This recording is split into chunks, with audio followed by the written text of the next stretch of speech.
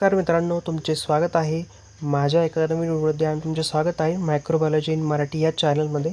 तर या व्हिडिओच्या माध्यमाने आपण जे काही मायक्रोबायोलॉजीमधले जे काही अवघड जे काही टर्म्स वगैरे असतील किंवा मायक्रोबायोलॉजीमध्ये जे काही टर्म्स असतील त्याला आपल्या मराठी भाषेमध्ये मला कन्वर्ट करण्याचा माझा एक प्रयत्न आहे. तर तुम्ही माझ्या या चॅनलवर नवीन असाल तर चॅनल सबस्क्राईब करा. आणि चला तर मग या व्हिडिओमध्ये आपण स्पेशली पाहणार आहोत डिफाईन अ सिग्नल ट्रान्झॅक्शन. म्हणजे सिग्नल ट्रान्झॅक्शन म्हणजे काय आणि त्याचे कंपोनंट वगैरे काय आहे आणि ते कसं घडतं, जे काही स्टेप्स वगैरे आहे सिग्नल ट्रान्झॅक्शनच्या आणि त्याचे काही एक्झाम्पल आपण पाहणार आहोत. तर चला तर मग व्हिडिओला सुरुवात करूयात. तर सर्वात प्रथम सिग्नल ट्रान्झॅक्शन म्हणजे काय ते पाहूयात. Signal transaction is a process by which cell receive and respond the signal from there environment. तर मेनली जे काही एन्व्हायरमेंटमध्ये जे काही सिग्नल्स वगैरे असतात त्याला रिसीव्ह करण्याचं, रिसीव्ह केल्यानंतर त्याच्या अगेन्स्ट रिस्पॉन्ड करण्याचं मेनली काम सिग्नल ट्रान्झॅक्शन पाथवेमध्ये केलं जातं, जे काही सेल्समध्ये घडतं. तर काही कंपोनंटद्वारे जे काही सिग्नल ट्रान्झॅक्शन जो पाथवे असतो तो रन होतो. त्याच्यामध्ये मेनली जे काही कंपोनंट आहे ते आता आपण पाहूयात. तर मेनली जे काही कंपोनंट वगैरे असतात त्याच्यामध्ये मेनली सिग्नलिंग मॉलिक्यूल असतात, रिसेप्टर असतात, काही सेकंडर मेसेंजर असतात, प्रोटीन काही असतात किंवा जीन एक्सप्रेशन असतात. तर आता आपण एक एक जे काही कंपोनंट आहे ते आपण आता डिस्कस करूयात. तर सिग्नल मॉलिक्यूल म्हणजे काय? These are the molecule that carry the signal from the outside to the cell to the inside of the cell. म्हणजे हे जे काही सिग्नल मॉलिक्यूल असतात ते जे मॉलिक्यूल असतात ते कॅरियर म्हणून आपल्याला म्हणता येईल. ते एका मॉलिक्यूलला बाइंड होतात, जो काही सिग्नल असतो त्याला बाइंड होतात. बाउंड झाल्यानंतर जे काही मॉलिक्यूल असेल, सिग्नल असेल, तो आउटसाईड असतो आणि तो नंतर मग त्या सेलमध्ये घेऊन येण्याचं काम केलं जातं इनसाईड. मग त्या सेलमध्ये आल्यानंतर मग त्याचं जे काही सिग्नल ट्रान्झॅक्शन जो पाथवे आहे तो रन होतो.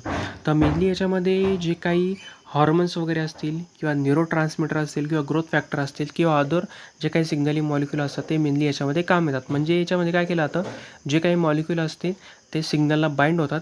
बाइंड झाल्यानंतर त्याला जो काही सिग्नल जो आउटसाईड असतो त्याला मध्ये घेऊन येण्याचं काम, सेलच्या मध्ये घेऊन येण्याचं काम सिग्नलिंग मॉलिक्यूल हे करत असतात. तर मेनली आता नंतर दुसरा जो पार्ट आहे, कंपोनंट आहे सिग्नल ट्रान्झॅक्शन, तो आहे रिसेप्टर.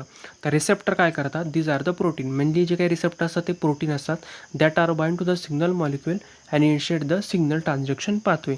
तर मेनली याच्यामध्ये काय केलं जातं, जे काही सायटोप्लाझमवरती किंवा सेल मेम्ब्रेनवरती की जे काही रिसेप्टर असतात, जे काही प्रोटीन असतात ते सिग्नल मॉलिक्यूलला बाइंड होतात आणि त्याच्यानंतर बाइंड झाल्यानंतर जो सिग्नल ट्रान्झॅक्शन पाथवे आहे त्याला इनिशिएट करण्यासाठी किंवा ॲक्टिवेट करण्यासाठी मेनली रिसेप्टर हे काम करतात.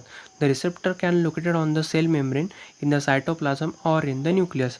तर मेनली जे काही रिसेप्टर वगैरे असतात ते सेल मेम्ब्रेनवरती किंवा सायटोप्लाझमवरती किंवा न्यूक्लियसवरती लोकेट झालेले आपल्याला पाहायला मिळतात. तर सेकंड मॅसेंजर हा तिसरा कंपोनंट आहे सिग्नल ट्रान्झॅक्शनचा. These are the small molecule that are produce inside the cell in response to the binding of the signal molecule to its receptor.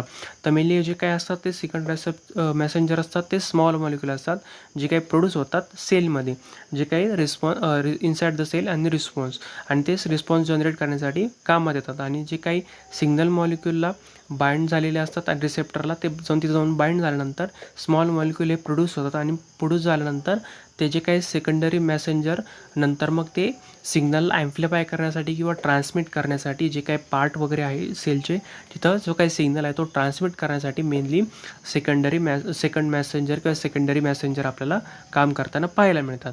तर मेनली याच्यामध्ये काय करतं, जे काही सिग्नल मॉलिक्यूल असेल किंवा रिसेप्टर असेल त्याला स्मॉल मॉलिक्यूल ते प्रोड्यूस होतात. रिस्पॉन्स जनरेट झाल्यामुळे स्मॉल मॉलिक्यूल हे प्रोड्यूस होतात आणि त्याला म्हटलं जातं सेकंड मॅसेंजर.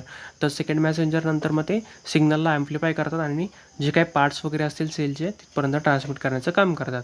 तर प्रोटीन कायनेज म्हणजे काय? These are the enzyme that are phosphorylate other protein which change their activity.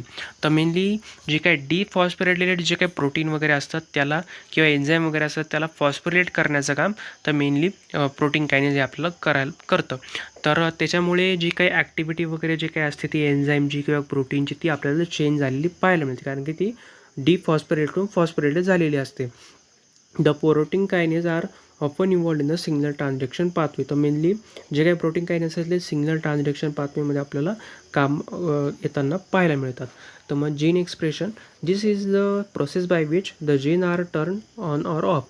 तर मेनली जीन एक्सप्रेशनमध्ये जे काही जीन असतील त्याला टर्न ऑफ किंवा त्याला ऑन करणं किंवा ऑफ करणं म्हणजे त्याला ॲक्टिवेट करणं किंवा त्याला डिॲक्टिवेट करण्याचं काम जीन एक्सप्रेशनमध्ये आपल्याला पाहायला मिळतं. तर signal transaction pathway can regulate the gene expression. तर मेनली सिग्नल ट्रान्झॅक्शन जो पाथवे असतो तो रेग्युलेट करतो जीन एक्सप्रेशनला. त्यामुळे जे काही पुढे जाऊन जे काही सेलचे बिहेवियर वगैरे असते ते चेंज वगैरे आपल्याला पाहायला मिळतं, चेंज झालेलं त्याच्यामध्ये पाहायला मिळतं. तर मेनली सिग्नल ट्रान्झॅक्शनमध्ये हे जे काही कंपोनंट आहे ते आपल्याला पाहायला मिळतात. तर हे जे काही मॉलिक्यूल आहेत त्याच्यामध्ये कंपोनंट आहे ते आपल्याला पाहायला मिळतात. तर मेनली जे काही स्टेप्स वगैरे असतात म्हणजे कसं घडतं, म्हणजे जो सिग्नल ट्रान्झॅक्शन पाथवे तो कसं रन होतो ते आता आपण पाहूयात. तर मेनली आपण पाहिलं रिसेप्टर हा मॉलिक्यूलला सिग्नल मॉलिक्यूलला बाइंड होतो. बाइंड झाल्यानंतर तो आउटसाईड सेलमधून इनसाईडमध्ये म्हणजे बाहेरून मध्ये घेऊन येतो त्या सिग्नल मॉलिक्यूलला.